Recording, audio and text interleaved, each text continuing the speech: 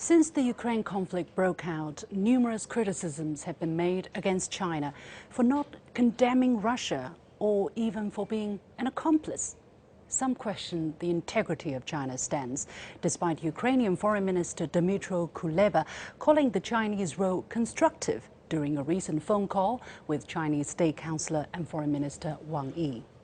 What is the Chinese position? On February the 23rd, after Russia announced its decision on two regions in eastern Ukraine, China's permanent representative to the United Nations, Zhang Jun, remarked at a UN General Assembly meeting, China's position on safeguarding the sovereignty and territorial integrity of all states has been consistent. The purposes and principles of the UN Charter should be jointly upheld. In his original Chinese text, these two sentences are actually one, linked by a comma. That means the two aspects should be taken as a whole. How to understand the message? Well, history gives a clue. In the midst of the Ukraine crisis, China remembered a historic day, February the 27th, 1972, when a joint document was signed during U.S. President Richard Nixon's ice-breaking visit to China, the first by U.S. President. The document, known as the Shanghai Communique, paved the way for normalization of bilateral ties. What was the magic? For the first time, the two sides agreed on common principles despite essential differences. The countries should conduct their relations on the principles of respect for the sovereignty and territorial integrity of all states, non-aggression against other states, non-interference in the internal affairs of other states, equality and mutual benefit, and peaceful coexistence. These are the 5 principles of peaceful coexistence, officially initiated by China, India, and Myanmar in June 1954. Empty sounding to some, these words have been guiding China's foreign policy and are enshrined in China's constitution. This open and inclusive concept has also been incorporated into UN declarations and widely regarded as basic norms of international relations. In a 2014 speech, Chinese President Xi Jinping noted that the 5 principles are integrated, interconnected, and indivisible. That means they have to be taken as a whole, with peaceful coexistence as the ultimate goal. Last April, Chinese President Xi reaffirmed the status of this concept as the basis of China's diplomacy.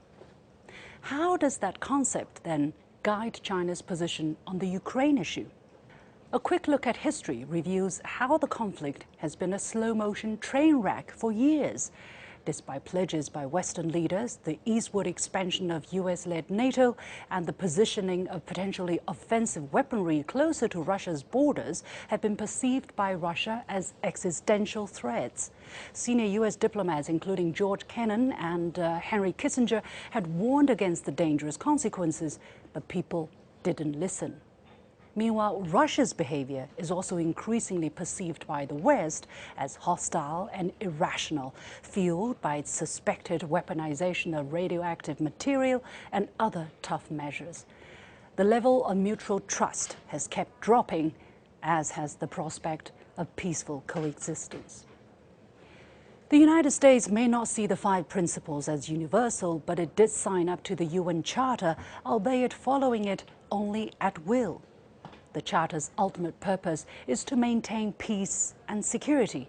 It opens by opposing the breach of peace and calls for effective collective measures for the prevention and removal of threats to the peace. Have all sides to the Ukrainian dispute upheld the Charter at all times?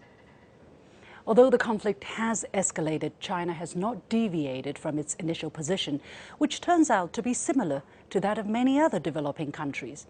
On March the 2nd, the UN General Assembly voted on the resolution to deplore in the strongest terms the aggression by Russian Federation against Ukraine. Yes, 141 countries voted for this resolution, which sends a strong message, yet 35 countries, including China, abstained, and 5 more voted against. Those 40 countries, mostly from Asia, Africa and Latin America, make up over half of the world's population. The West's condemnation of Moscow is not universal, despite such assertions. It was another coincidence that March the 5th was the 124th birth anniversary of Chinese Premier Zhou Enlai, the first Chinese leader to shake hands with Nixon upon his arrival in China. Premier Zhou was also the Chinese face behind the concept of peaceful coexistence.